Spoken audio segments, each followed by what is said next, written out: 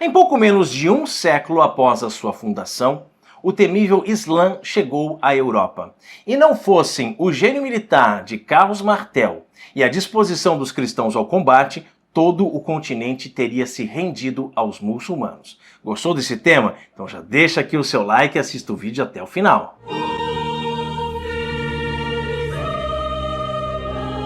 Vinde a Deus em meu auxílio, socorrei-me sem demora. Até o século VI, a região da Península Arábica era habitada predominantemente por tribos nômades. Eram poucas as comunidades que sobreviviam de agricultura e não havia nada que unisse social ou politicamente esses grupos. Se você ficou interessado, esse já é o 19º vídeo da série sobre a história da igreja. Você está acompanhando? Se você perdeu algum dos vídeos anteriores, basta procurar pela playlist com esse nome, História da Igreja, mas nós vamos deixar também aqui embaixo na descrição desse vídeo, ok? Nasce então no ano de 570 na cidade de Meca, região da atual Arábia Saudita, o fundador da religião islâmica Maomé.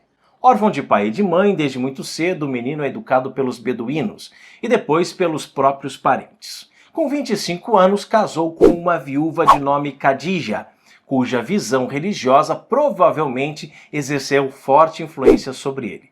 Khadija era ebionita, ou seja, fazia parte de uma seita que aceitava a Torá e reconhecia Jesus como um profeta, mas não como Deus. Em 610, durante um de seus retiros espirituais, Maomé começa a receber supostas revelações do arcanjo Gabriel, Olha só. as quais ele anota no Alcorão. Acredite quem quiser, hein?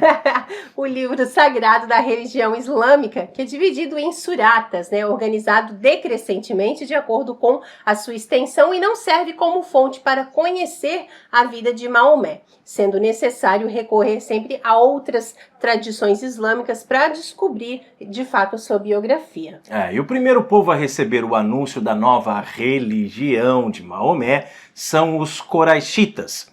À época, eles eram guardiões da Kaaba, um santuário que, além de conter milhares de divindades, abriga uma pedra negra, supostamente sagrada. É a essa tribo que o profeta anuncia primeiro a sua crença monoteísta. Suas pregações, no entanto, não obtêm muito sucesso, e ele é obrigado a fugir para Medina no ano de 622. Nesse ano, que marca o início do calendário islâmico, Maomé decide mudar a sua estratégia. Ao invés de conseguir prosélitos pacificamente, o profeta começa a implantar o Islão por meio de expedições políticas e militares, ou seja, no popular chamado de pelo fio da espada. Ou se converte ou morre, né? De modo que ainda durante a vida de Maomé, toda a Península Arábica foi colocada sob o seu domínio. Assim é fácil converter as pessoas, né? A expansão da religião muçulmana continua mesmo após a morte do profeta. E os seus sucessores, os califas, tomam o Império Persa, a Terra Santa, o norte da África e chegam em 711 à Península Ibérica.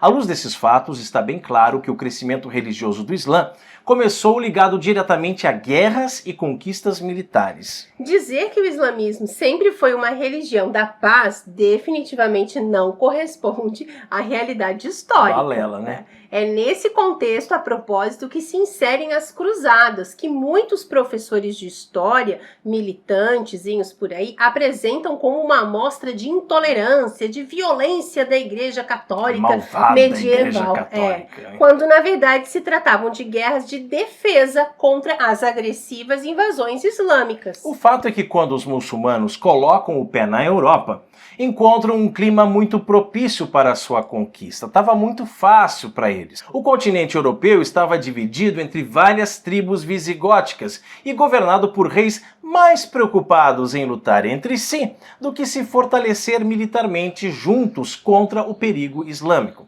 A tradicional imagem dos reis que se deslocavam de cidade em cidade, estendidos nos seus carros de bois e que passavam a vida na ociosidade e na devassidão, corresponde à realidade daquela época. E ao lado dessas figuras decadentes, porém, surge a figura do prefeito do palácio, que administrava os domínios pessoais do soberano em seu nome. e acabou se transformando em uma espécie de primeiro-ministro. Isso aí.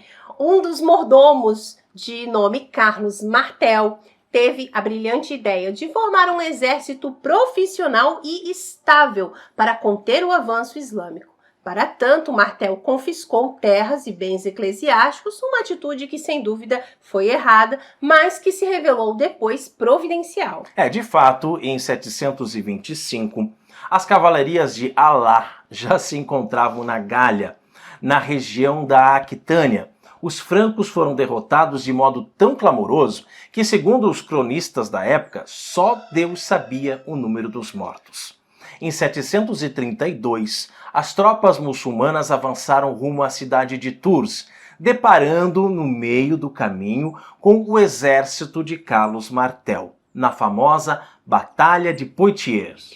Os exércitos bem diferentes um do outro, os francos pesadamente equipados usavam cotas de malha e capacetes de metal, os muçulmanos montados em pequenos e fogosos cavalos conduziam o ataque como um turbilhão. Durante 7 dias, o Ocidente e Oriente estudaram um ao outro. Os muçulmanos inquietos não ousavam abordar aquela ilha blindada de ferro, mas por fim atacaram. Muçulmanos, então, em pleno galope, se chocaram contra os batalhões dos francos. Apoiados uns nos outros, como um mar solidificado, os soldados de Carlos aguentaram firme a saraivada de flechas e todo muçulmano que passasse ao alcance das suas alabardas, dos seus gládios e das suas armas estava perdido. Ao cair da noite, o combate se desfez. O líder muçulmano caíra, morto numa carga cerrada.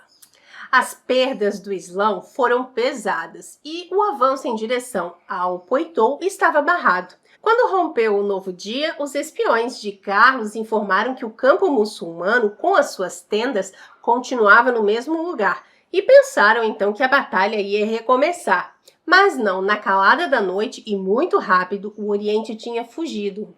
Ver como Deus é bom, né? É evidente que mesmo após essa derrota, os árabes não pararam, tá? Foi o filho de Carlos Martel, Pepino o Breve, também prefeito do palácio, quem conseguiu finalmente tirá-los do território franco. Então, em 751, após recorrer à autoridade do Papa Zacarias para legitimar o seu poder, Pepino é coroado rei dos francos por São Bonifácio de Mogúncia, dando início a uma nova dinastia real, os Carolíngios.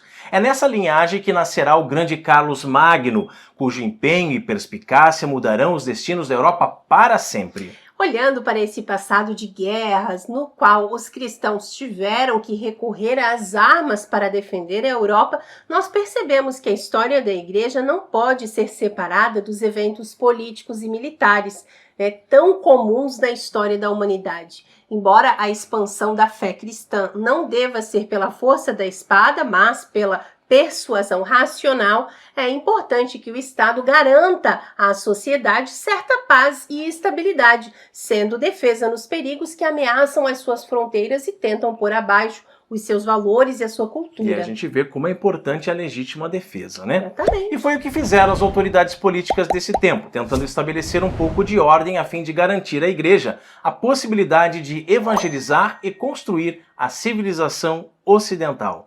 Glória ao Pai, ao Filho e ao Espírito Santo, assim como era no princípio, agora e sempre, por todos os séculos dos séculos. Amém. E você, está disposto a estudar a história da Igreja conosco? Disposto a esquecer tudo aquilo que você aprendeu com aquele seu professorzinho vermelho, militante, e os livros do MEC? Coloque aqui nos comentários, ok? Isso aí, se você ainda não curtiu esse vídeo, dê um like para nós, certo? E também compartilhe com seus amigos nas suas redes sociais, manda aí nos grupos de WhatsApp principalmente, porque isso nos ajuda e muito a evangelizar.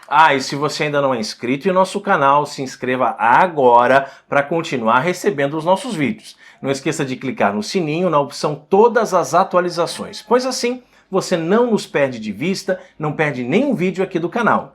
E considere também clicar no botão Valeu, é aquele coraçãozinho, está aqui embaixo do lado do compartilhar, para fazer a sua doação ao apostolado. Caso você tenha gostado de verdade desse vídeo, caso você apoie o nosso apostolado e queira nos ajudar a evangelizar. Que Deus te abençoe e recompense. Salve Maria Imaculada!